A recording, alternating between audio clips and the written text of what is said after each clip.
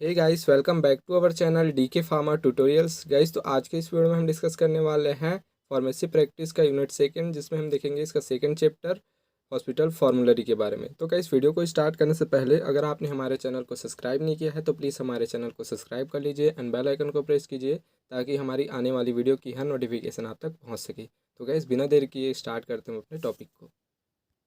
तो guys, hospital formulary जो है वो एक बुक होती है जिसमें किसी भी मेडिसिन की कंप्लीट इन्फॉर्मेशन रहती है। ठीक है, जैसे कि उसको किस डोज में देना है, एडल्ट है तो उसको किस डोज में देना है, चाइल्ड है तो उसको किस डोज में देना है, उसके साइड इफ़ेक्ट क्या है, उसको किस पर्पस के लिए यूज़ करना है, ठीक है, उसके ड्रग इंट्रैक्शंस क्या हैं।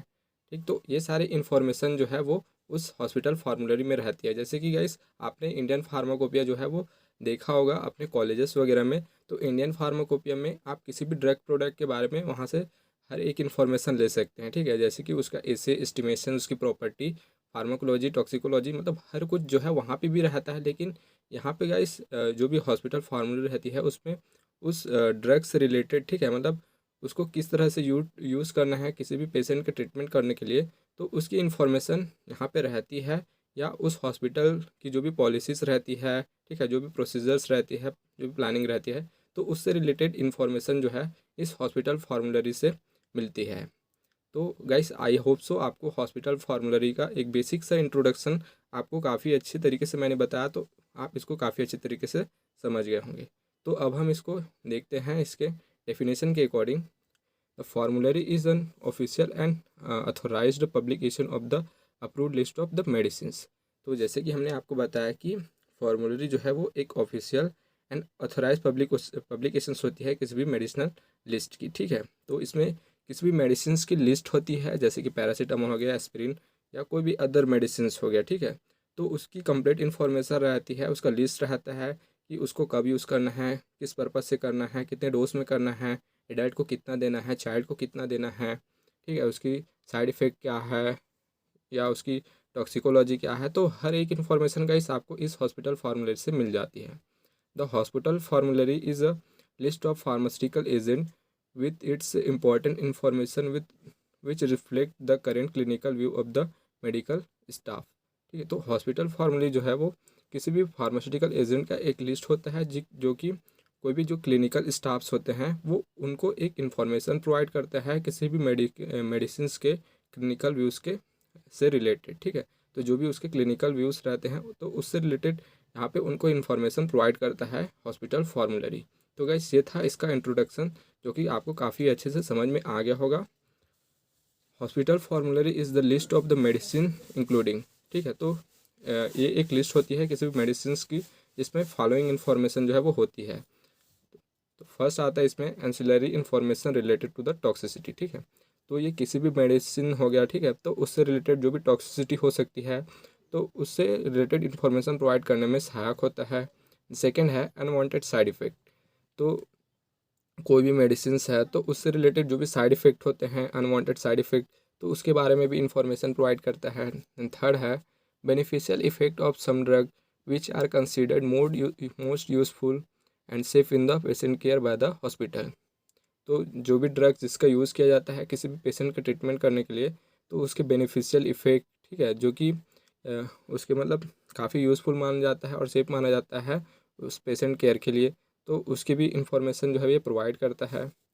And it is the method where by the patient medical staff of the hospital with the help of pharmacy therapeutic committee select and evaluate medical agent and their dosage form which are considered to most useful in the patient care। ठीक है, तो gas ये एक ऐसी method है या एक ऐसी टेक्निक है जिसमें कोई भी मेडिकल स्टाफ किसी भी हॉस्पिटल में, मतलब ठीक है, वो कोई भी मेडिकल स्टाफ जो है कोई भी ड्रग का यूज़ करना है तो उसको सिलेक्ट करता है, उसको इवेलुएट करता है, देन उसको कौन से डोज में उसको देना है, तो उन सब चीज़ का इंफॉर्मेशन जो है उनको वहाँ से मिल जाता है, ताकि जो है पेशेंट केयर जो है मैं उसको बहुत ज़्यादा हेल्पफुल हो। ठीक है, तो ये है इसका importance. And it provide the information for the procuring the prescribing and dispensing and administrating of the drug under the non-proprietary and proprietary name in intense instant where the drug have both name। ठीक है, तो अगर कोई भी drug है, ठीक है, जिसकी प्रोप्रियरिटी एंड नॉन प्रोप्रियरिटी दोनों नेम है, ठीक है, तो उस केस में उनको काफ़ी इंटेंस जो है वो इन्फॉर्मेशन प्रोवाइड करता है किसी भी फिजिशियंस को या कोई भी फार्मासिस्ट को। जैसे कि गाइस हम आपको बताते हैं इसको एक एग्जांपल से, जैसे कि पैरासीटामोल है, ठीक है, तो इसका जो है नॉन प्रोप्रियरिटी नेम है अब according to British paracetamol, and United State के अकॉर्डिंग जो है एसिटोफिनोन बोलते हैं इसको हम। देन इसका ऑफिशियल नेम है एसिटोफिनोन, लेकिन इसका प्रोप्रियरिटी नेम है मतलब जिस भी कंपनी ने उसको बनाया है, तो जैसे कि कैलपॉल हो गया, डोलो हो गया, एडोल हो गया, तो ये जो भी अलग अलग कंपनी ने इसको बनाया है, तो उन्होंने अपने मतलब उनको पेटेंट कराने के लिए एक अलग नाम दिया है, ठीक है। तो ये है प्रोप्रियरिटी नेम एंड ये है इसका नॉन प्रोप्रियरिटी नेम। तो इससे रिलेटेड इनको जो है मतलब इंस्टेंट जो है इंफॉर्मेशन प्रोवाइड करता है किसी भी फिजिशियन एंड फार्मासिस्ट को, तो ये इसके लिए काफ़ी हेल्पफुल होता है। देन हम देखते हैं प्राइमरी ऑब्जेक्टिव आर, तो इसके क्या ऑब्जेक्टिव है हॉस्पिटल फॉर्मूलरी के। तो फर्स्ट है इंफॉर्मेशन ऑन ड्रग, ठीक है, तो ये किसी भी ड्रग से रिलेटेड इन्फॉर्मेशन प्रोवाइड करता है, जिसकी जैसे कि उसको किस डोज में देना है, उसकी फार्माकोलॉजी क्या है, ठीक है, किस पर्पज़ के लिए आपको यूज़ करना है उसको, and information on hospital policies and procedures, तो हॉस्पिटल की जो भी पॉलिसीज़ है, जो भी प्रोसीजर्स है, तो उससे रिलेटेड इन्फॉर्मेशन प्रोवाइड करता है। एंड स्पेशल इन्फॉर्मेशन जैसे कि उसके एब्रीवेशन से रिलेटेड, कितना वहाँ पे शुगर फ्री टैबलेट है, ठीक है, या आपको किसी भी डोज को कैलकुलेट करना है किसी भी चिल्ड्रन के लिए या किसी भी ओल्ड के लिए, तो उसके रिलेटेड इन्फॉर्मेशन प्रोवाइड करता है। देन अब हम देखते हैं इसका एडवांटेज, तो क्या एडवांटेज है आखिर हॉस्पिटल फॉर्मूलरी के। It provide the practitioner with the approve and efficacious medicine to treat the disease, तो ये किसी भी प्रैक्टिशनर्स को जो है काफ़ी एफिकेशियस मेडिसिन को उसको सिलेक्ट करने के लिए, ठीक है, एक इन्फॉर्मेशन प्रोवाइड करता है ताकि वो अच्छे से किसी भी पेशेंट को अच्छे से ट्रीटमेंट कर पाए, ठीक है, तो वो इसके लिए बहुत ज़्यादा हेल्पफुल होता है। तो ये इसका एक अच्छा एडवांटेज आप इसको बोल सकते हो। And it reduce the inventory cost of the drug, तो ये किसी भी ड्रग की इन्वेंट्री जो है कॉस्ट है उसको भी रिड्यूस कर देता है। It regulate the number of medicine by the improving the procurement and inventory management. Fourth है it improve the quality assurance and easier dispensing, तो ये क्वालिटी एश्योरेंस को भी इम्प्रूव करता है, ठीक है, और उसके ईजी डिस्पेंसिंग को भी इम्प्रूव करता है।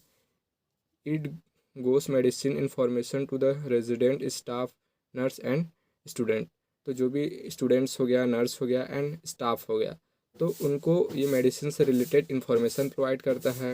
एंड सिक्स है it remove the irrational combination of the drug, तो क्या जैसे कि कोई भी ड्रग है जिसको अगर हम कॉम्बिनेशन में दे रहे हैं, ठीक है, तो उसके कॉम्बिनेशन से अगर कोई भी इरिटेशंस हो रही है, ठीक है, या कोई भी गलत इफेक्ट मिल रहा है आपको, कोई भी उसके साइड इफेक्ट मिल रहा है, तो उसको भी ये रिमूव करती है, क्योंकि उसमें उसकी इन्फॉर्मेशन रहती है कि आप इसको किसके साथ कॉम्बिनेशन में ले सकते हो, किसके साथ आपको इसको कॉम्बिनेशन में नहीं लेना है, तो ये इसको रिमूव करता है। एंड सेवन्थ है also improve the adverse reaction management, ठीक है, तो ये एडवर्स रिएक्शन मैनेजमेंट को भी क्या करता है, इम्प्रूव करता है। तो ये हैं इसके एडवांटेजेस। एंड अब हम देखते हैं इसका डिसएडवांटेजेस क्या है। तो the physician is deprive of prescribing drug of his choice, ठीक है, तो जो भी फिजिशियन रहते हैं, ठीक है, वो अपने अकॉर्डिंग जो है किसी भी मेडिसिन को प्रिस्क्राइब नहीं कर पाते हैं। And it may lead to the purchase of the drug which are inferior in quality in case of non-involvement of the pharmacist in the preparation of the formulary, तो जैसे कि फार्मूलरी का जब प्रिपरेशन किया जाता है, तो उस केस में अगर जो है फार्मासिस्ट जो है उसका इन्वॉल्वमेंट जो है वहाँ पे नहीं है, तो ये चांसेस है कि वहाँ पे इन्फीरियर क्वालिटी की ड्रग का यूज़ किया जाए किसी भी फार्मूलरी को बनाने के लिए, तो ये इसके डिसएडवांटेजेस हो सकते हैं। देन अब हम देखते हैं कंटेंट ऑफ हॉस्पिटल फॉर्मूलरी, ठीक है, तो हॉस्पिटल फॉर्मूलरी में क्या क्या चीज़ें होती है, उसमें क्या क्या कंटेंट रहता है, तो उसको हम देखेंगे इसमें। The objective of formulary is to control use of drug and provide proper and useful information to the prescriber, ठीक है, तो हॉस्पिटल फॉर्मूलरी का जो मेन ऑब्जेक्ट है मेडिसिन के ऊपर कंट्रोल करना, ठीक है, और जो भी प्रिस्क्राइबर है उनको किसी भी मेडिसिन से रिलेटेड प्रॉपर और यूज़फुल इंफॉर्मेशन प्रोवाइड करना, तो ये मेन ऑब्जेक्ट है हॉस्पिटल फॉर्मूलरी का। In accordance with the objective the formulary should consist of three main parts, ठीक है, तो इसके ऑब्जेक्टिव के अकॉर्डिंग हमारा जो फार्मूलरी होती है वो थ्री पार्ट्स से मिलकर बने होते हैं। फर्स्ट है information on drug product and B है information on hospital policies and procedures, and C है स्पेशल इंफॉर्मेशन। तो हम सबसे पहले देखते हैं ए को information on the drug product. ठीक है, तो इसमें जो है किसी भी ड्रग से रिलेटेड उसकी इंफॉर्मेशन जो है वो प्रोवाइड की जाती है। ठीक है, तो इसको हम देखते हैं डिटेल से। This section is the heart of the formulary and consist of descriptive entries for each items for to facilitate its use. ठीक है, तो इंफॉर्मेशन ऑन ड्रग प्रोडक्ट जो भी सेक्शन रहता है, ठीक है, तो इस सेक्शन को हम फार्मूलरी का हार्ट बोलते हैं, क्योंकि इसमें कोई भी मेडिसिन हो गया तो उसका यहाँ पे डिस्क्रिप्शन रहता है जो कि उसके क्लिनिकल यूज़ को फैसिलिटेट करता है। Entry in the formulary such as generic name of the basic drug and common name, doses form, strength, packaging and dose for various age group and route of administration and cost. ठीक है, तो इससे क्या क्या चीज़ information मिलेगा आपको, किसी भी ड्रग का डोज हो गया, उसकी स्ट्रेंथ हो गया, मतलब कौन से एज ग्रुप के लिए कितना डोज आपको देना है, चाइल्ड है तो उसको कितना डोज देना है, एडल्ट है तो उसको कितना डोज देना है। ठीक है, और उसको कौन से रूट से दिया जाना चाहिए। ठीक है, उसका कोस्ट, तो ये सारी इन्फॉर्मेशन जो है आपको मिलती है हॉस्पिटल फार्मूलरी से। And list drug product listing. ठीक है, फर्स्ट इसमें देखते हैं generic name and brand name. तो उसके जेनरिक नेम के अकॉर्डिंग रहता है या उसके ब्रांड नेम के अकॉर्डिंग जो है उसको लिस्ट बनाया जाता है। एंड सेकंड है उसके थेरेप्यूटिक एंड फार्माकोलॉजिकल इंडेक्स के अकॉर्डिंग। ठीक है, तो ये दो तरह से किसी भी ड्रग के बारे में इंफॉर्मेशन प्रोवाइड किया जाता है, एक उसके जेनरिक नेम से या उसके ब्रांड नेम से, एंड सेकंड है उसके थेरेप्यूटिक एंड फार्माकोलॉजिकल इंडेक्स के अकॉर्डिंग। देन बी आता है फिर information on the hospital policies and the procedures. ठीक है, तो जो भी हॉस्पिटल्स है तो उसकी पॉलिसीज़ एंड जो भी उसकी प्रोसीजर्स है तो उनसे रिलेटेड इन्फॉर्मेशन प्रोवाइड करता है। तो इसमें सबसे पहले हम देखते हैं drug usage and restriction on the drug use. ठीक है, तो आपको कौन से ड्रग को किस केस में यूज़ करना है तो उससे रिलेटेड इन्फॉर्मेशन मिलेगा। ठीक है, and restriction of the drug use, तो अगर किसी केस में आपको जो ड्रग दिया गया है उसको नहीं यूज़ करना है तो उससे रिलेटेड इन्फॉर्मेशन प्रोवाइड करता है। सेकंड है information on how to use the formulary. ठीक है, तो फार्मूलरी को कैसे यूज़ करना है तो उससे रिलेटेड भी इन्फॉर्मेशन जो है आपको ये प्रोवाइड करता है। एंड थर्ड है डिस्क्रिप्शन ऑफ द पीटीसी, जिसको हम बोलते हैं pharmacy therapeutic committee, include the member and responsibility. ठीक है, तो जो भी पीटीसी के मेंबर्स हैं तो पीटीसी के मेंबर जैसे कि फार्मासिस्ट हो गया, फिजिशियंस हो गया, ठीक है, और जो भी नर्स हो गया, तो उनकी क्या रिस्पॉन्सिबिलिटी है। ठीक है, तो उसको मेंशन करती है यहाँ पे, मतलब बताती है उसके बारे में। एंड फोर्थ है pharmacy information procedure such as service, in patient descriptions and prescriptions and in patient drug distribution and labelling and packaging. तो आउट पेशेंट है तो उसको किस तरह से जो है प्रिस्क्रिप्शन देना है। ठीक है, और इन पेशेंट को किस तरह से ड्रग को डिस्ट्रीब्यूट करना है, उसको लेबलिंग, उसका पैकेजिंग, तो इन सब से रिलेटेड जो है वो इन्फॉर्मेशन प्रोवाइड करता है। एंड थर्ड आता है फिर हमारा स्पेशल इन्फॉर्मेशन। तो ये जो स्पेशल इन्फॉर्मेशन होता है वो हॉस्पिटल स्टाफ के लिए जो है वो बहुत ज़्यादा हेल्पफुल रहता है। ठीक है, तो इसमें कौन कौन सी इन्फॉर्मेशन रहता है, जैसे कि हॉस्पिटल अप्रूव्ड एब्रीवेशंस। ठीक, तो किसी भी ड्रग के लिए कौन सी एब्रीवेशन जो है वो यूज़ की जा रही है, जैसे कि पैरासीटामोल के लिए हम यूज़ करते हैं पैरासीटामोल, PCM। तो जैसे कि और बहुत सारे ड्रग्स के लिए अलग अलग जो है एब्रीवेशंस यूज़ किए जाते हैं, मतलब उसका शॉर्ट फॉर्म। ठीक है, तो उसका इन्फॉर्मेशन आपको यहाँ से मिल जाता है। And equivalent doses of the similar drugs. ठीक है, तो अगर सेम ड्रग है तो उसका डोज जो है उससे related information. Guidelines for the calculating the paediatric doses, तो आपको पेडियाट्रिक डोज कैसे कैलकुलेट करना है तो उसके लिए भी आपको एक गाइडलाइंस रहती है। ठीक है, तो उसको भी इन्फॉर्मेशन आपको यहाँ से मिल जाती है। List of the sugar free drugs. ठीक है, तो कितने सारे ड्रग हैं जिसमें जो शुगर फ्री हैं। ठीक है, तो उससे related information. And metric conversion information and poison control information, table of drug interaction. तो आप कौन कौन से ड्रग को किसके साथ लोगे तो कौन सा इंटरेक्शन होगा, तो उससे भी आपको बहुत ज़्यादा हेल्पफुल हो जाता है किसी भी पेशेंट को ट्रीटमेंट करने में। तो ये था guys content of the hospital formulary. Then अब हम देखते हैं अगला topic, different of the hospital formulary and drug list. ठीक है, तो उन दोनों में क्या अंतर है उसको हम देखेंगे hospital formulary and drug list में। तो फर्स्ट देखते हैं हम hospital formulary. The listing of the drug by their generic name followed by the information on strength from posology toxicology use and recommended quality to be dispense. ठीक है, तो hospital formulary में किसी भी ड्रग का लिस्ट जिस उसका generic name क्या है, उसका स्ट्रेंथ क्या है, ठीक है, उसकी टॉक्सिकोलॉजी, उसका क्या यूज़ है और कौन सी क्वालिटी का जो है यूज़ करना है, तो उसमें ये सब चीज़ इन्फॉर्मेशन रहती है। लेकिन जो हमारा ड्रग लिस्ट रहता है उसमें उसका जेनरिक नेम रहता है, ठीक है, उसका स्ट्रेंथ, उसका डोजेस फॉर्म, तो ये सारी चीज़ें इसमें रहती हैं। सेकेंड देखते हैं हम हॉस्पिटल फॉर्मूलरी में, prepared locally by the its own clinical staff. ठीक है, तो जो भी वहाँ पे क्लिनिकल स्टाफ जो है जो काम करते हैं तो उसके द्वारा ये जो है प्रिपेयर किया जाता है।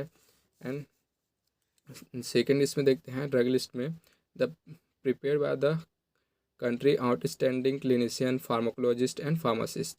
तो जो भी कंट्री के जो भी उत्कृष्ट क्लिनिशियन होते हैं, फार्माकोलॉजिस्ट होते हैं या फार्मासिस्ट होते हैं, तो उनके द्वारा जो है ड्रग लिस्ट प्रिपेयर किया जाता है। हॉस्पिटल फॉर्मूलरी में थर्ड पॉइंट देखते हैं, information provided is subjected to the local need and desire. तो जो भी इन्फॉर्मेशन प्रोवाइड करते हैं हॉस्पिटल फॉर्मूलरी में वो उसके लोकल नीड और डिज़ायर के अकॉर्डिंग रहता है, लेकिन जो ड्रग लिस्ट रहता है उसमें उसकी फार्माकोलॉजिकल प्रॉपर्टी के अकॉर्डिंग जो है इन्फॉर्मेशन प्रोवाइड की जाती है। फोर्थ है published in the convenient size. ठीक है, तो इसको कन्वेनियंट साइज में पब्लिश किया जाता है, लेकिन ड्रग लिस्ट का साइज जो है वो थोड़ा सा बड़ा रहता है। तो ये था गाइस दोनों में difference hospital formulary and drug list में। तो गाइस ये दोनों में डिफरेंस जो है आपको काफ़ी अच्छे से समझ में आ गया होगा। तो हम आगे बढ़ते हैं अपने नेक्स्ट टॉपिक की ओर, preparation of the hospital formulary. ठीक है, तो हॉस्पिटल फार्मूलरी को किस तरह से प्रिपेयर किए जाते हैं उसको हम देखेंगे इसमें। तो इसमें देखते हैं हम principal responsibility of the pharmacy and therapeutic committee. तो हॉस्पिटल फार्मूलरी को प्रिपेयर करने के लिए जो फार्मेसी थेराप्यूटिक कमेटी होती है उसकी रिस्पॉन्सिबिलिटी यहाँ पे रहती है। फार्मेसी थेराप्यूटिक कमेटी मतलब गाइस जो भी हॉस्पिटल में फिजिशियंस होते हैं, ठीक है, और जो भी नर्स है, जो फार्मासिस्ट है, तो उनकी एक कमेटी होती है, तो वो सब मिलके क्या करते हैं, इसको प्रिपेयर करते हैं। The committee is free to make necessary decision regarding the material to be the included in the formulary. ठीक है, तो जो भी कमेटी हैं वो इस चीज़ के लिए फ्री रहते हैं कि उनको कौन से मटेरियल जो हैं उसको इंक्लूड करना है फार्मूलरी में, तो उसके लिए वो फ्री होते हैं, उन पर कोई रिस्ट्रिक्शन यहाँ पे नहीं रहता है। In the pharmacist undertaking the production of the फार्मूलरी that is compiling and printing. तो जो भी फार्मासिस्ट रहते हैं, ठीक है, वो फार्मूलरी के प्रोडक्शन में जो है वो काम करते हैं। ठीक है, तो उससे मतलब वो उसकी कंपाइलिंग या प्रिंटिंग को इंश्योर करते हैं। थर्ड है visually pleasing and easily readable and professional in appearance. तो जो हमारा फार्मूलरी होती है वो उसकी प्लीजिंग काफ़ी अच्छी होती है। ठीक, मतलब उसका जो विजुअल जो है प्लीजिंग अच्छी होती है, इसलिए आप उसको पढ़ सकते हो, ऐसा रहता है, एकदम ज़्यादा टफ नहीं रहता है कि आप उसको पढ़ ही ना पाओ। एंड प्रोफेशनल इन अपीयरेंस, तो उसका अपीयरेंस जो है वो प्रोफेशनल रहता है। जैसे कि गाइस अपने फार्माकोपिया की बुक देखी होगी, वो कितना प्रोफेशनल लगता है, तो वैसे ही हॉस्पिटल फार्मूलरी की बुक भी होती है। फोर्थ है it should be distributed to the each pharmacist, head of the department and nursing department. तो हॉस्पिटल फार्मूलरी जो है वो हर एक फार्मासिस्ट के पास रहती है, क्योंकि फार्मासिस्ट का काम होता है किसी भी ड्रग को डिस्ट्रीब्यूट करना, ठीक है, या उसको डिस्पेंस करना। तो हर फार्मासिस्ट के पास जो है वो हॉस्पिटल फार्मूलरी की बुक रहती है, या हर हॉस्पिटल में भी आप बोल सकते हो कि हॉस्पिटल फार्मूलरी की बुक जो है वो रहती है। देन कंपोजिशंस हम देखते हैं इसमें क्या क्या कंपोजिशंस रहते हैं हॉस्पिटल फार्मूलरी में। तो फर्स्ट आता है इसमें टाइटल पेज। ठीक है, सेकंड आता है इसमें name and title of the member of the PTC. तो पीटीसी के जो भी मेंबर्स हैं, ठीक है, उनका नेम, उनका टाइटल।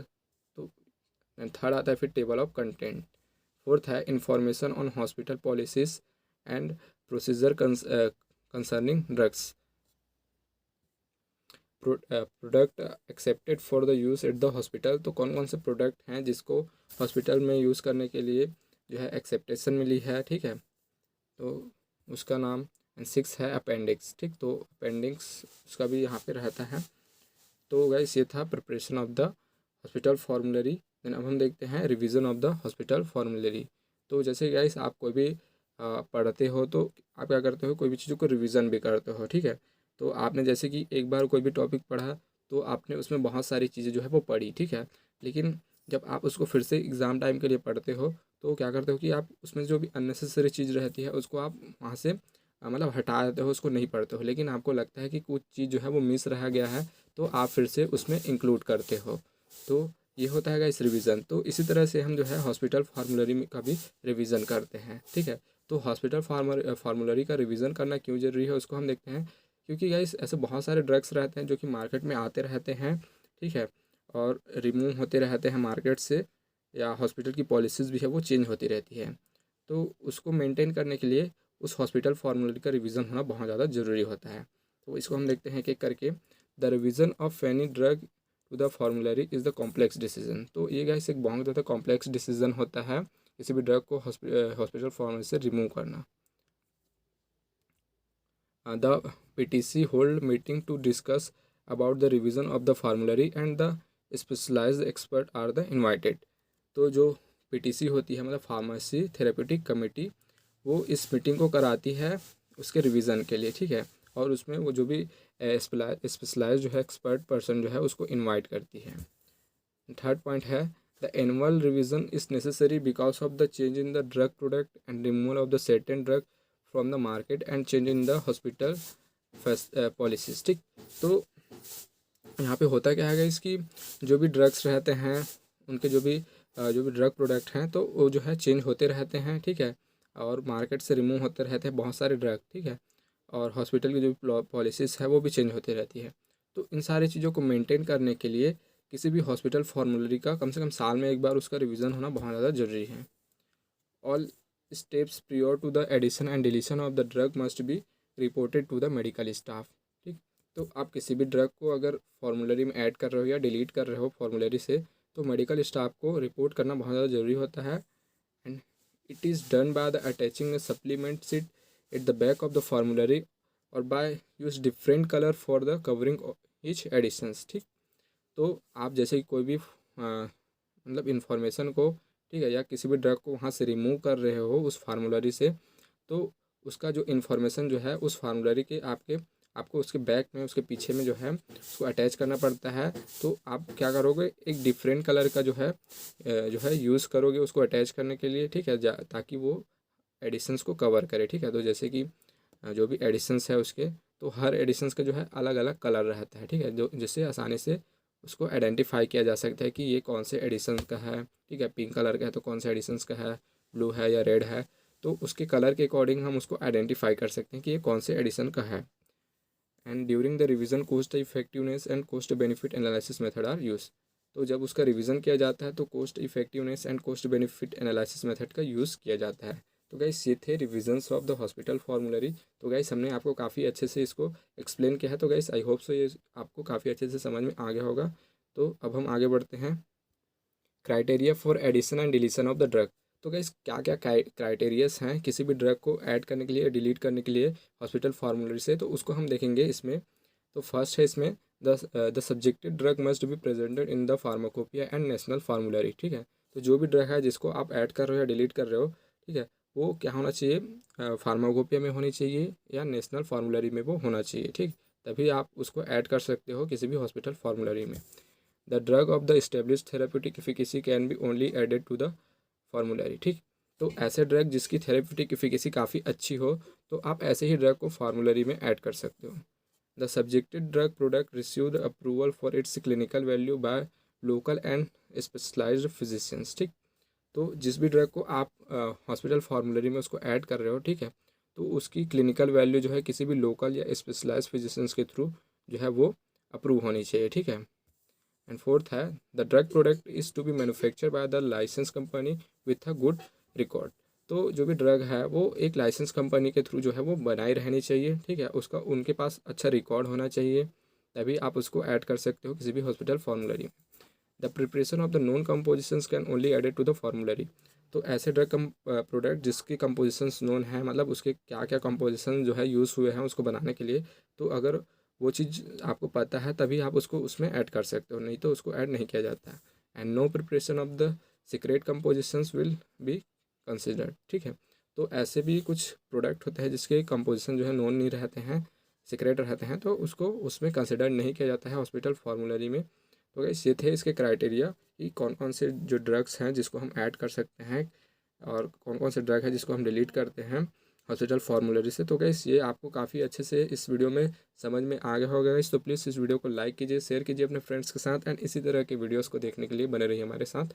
Thank you.